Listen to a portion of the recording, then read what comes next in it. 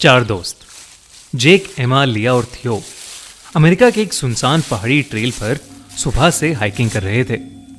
शाम भी होने लगी थी और उन्हें रास्ता कंफ्यूजिंग लग रहा था।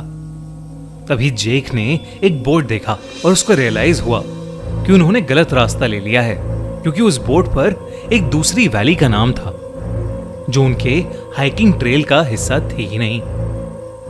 अंधेरा होने लगा था और वापस जाना अब सेफ नहीं था। जेक को याद था कि कैसे लोकल्स ने बताया था कि ऐसे ही एक बोर्ड के पास एक विजिटर्स सेंटर था। उसने सबको उसके साथ चलने को कहा और कुछ ही देर में उन्हें वो विजिटर्स सेंटर दिख गया। उन्होंने डिसाइड किया कि सुबह होते ही वो वहां से निकल जाएंगे ताकि वो दिन की रोशनी में सेफली वापस जा सकें। जैसे ही वो लोग विजिटर्स सेंटर की बिल्डिंग के पास पहुंचे, एकदम से बादल काले हो गए और वहां बारिश होना शुरू हो गई। वो लोग जल्दी से सीधा उस बिल्डिंग के अंदर चले गए। अंदर घुसते ही बाहर बारिश बहुत ज्यादा तेज होने लगी और आसमान में बिजली कड़कने की आवाजें बढ़ती जा रही थीं।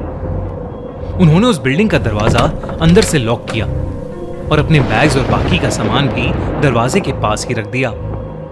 जेक ने आसपास के छोटे मोटे पेपर्स और पुराने फर्नीचर का यूज करके उन्होंने उस बिल्डिंग के फायरप्लेस को जलाया और वहां बैठकर रात ढलने का वेट करने लगे।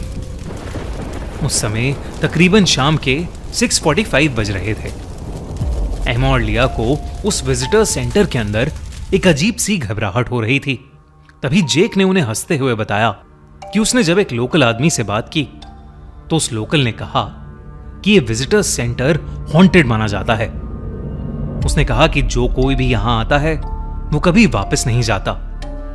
कुछ महीनों पहले ही वहां मेलिनी नाम की एक लड़की आई थी जो उस वैली से कभी वापस नहीं लौटी।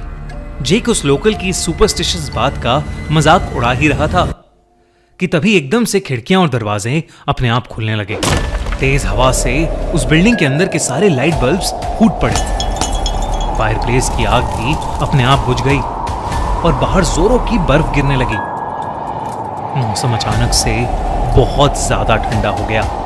किसी तरह से उन्होंने वापस दरवाजा बंद किया, फायरप्लेस को जलाया और ढेर सारी कैंडल्स जलाकर उस बिल्डिंग में वापस रोशनी की। पर तभी थियो को रियलाइज हुआ कि एमा वहां थी ही नहीं। सबने अंदर और बाहर एमा को ढूंढना शुरू कर दिया, लेकिन उन्हें एमा का कोई नामो निशान ही नहीं मिल रहा था। थियो मेन हॉल में था। तभी अचानक से उसे किसी के बाहर भागने की आवाज आई। उसे लगा कि शायद एमा होगी और उसने उस आवाज का पीछा किया।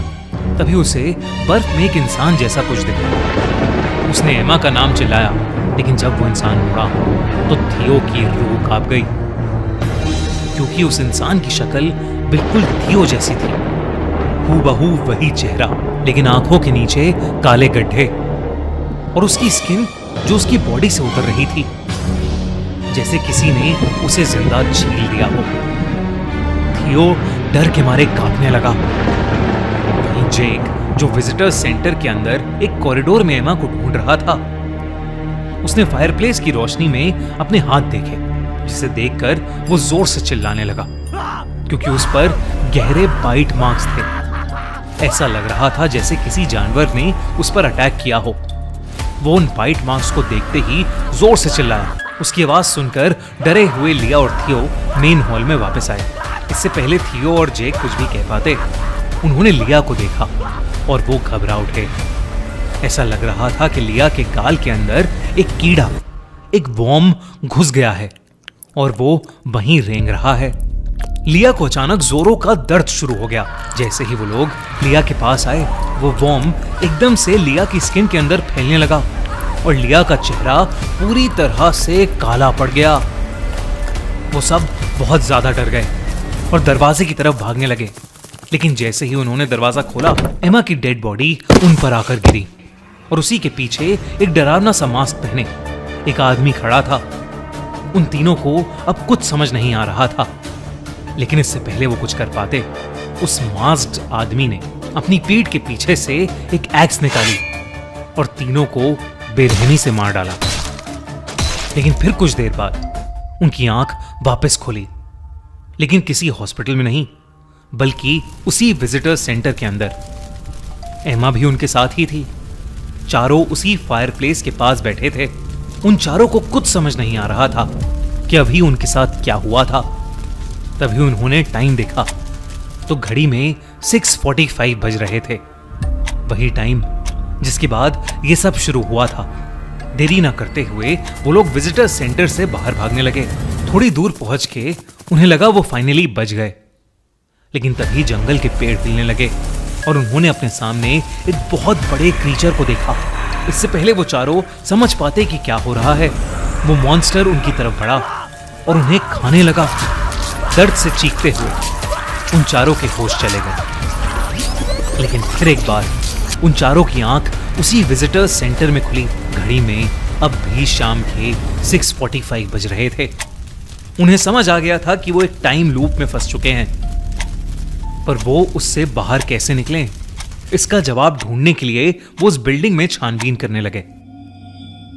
इसी बीच उन्हें एक रूम मिला जहां पर उन्हें कई मिसिंग लोगों की फोटोज दिखी, जिसमें उनकी भी फोटो शामिल थी, जिस पर 8 दिन बाद की डेट थी। उसी कमरे की दीवार पर लिखा था, if you want to live you have to survive until don.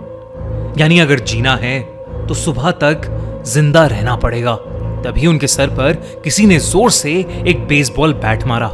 जब उनकी दोबारा आंख खुली तो वो उसी विजिटर सेंटर के मेन हॉल में थे। अभी भी शाम के 6:45 बज रहे थे।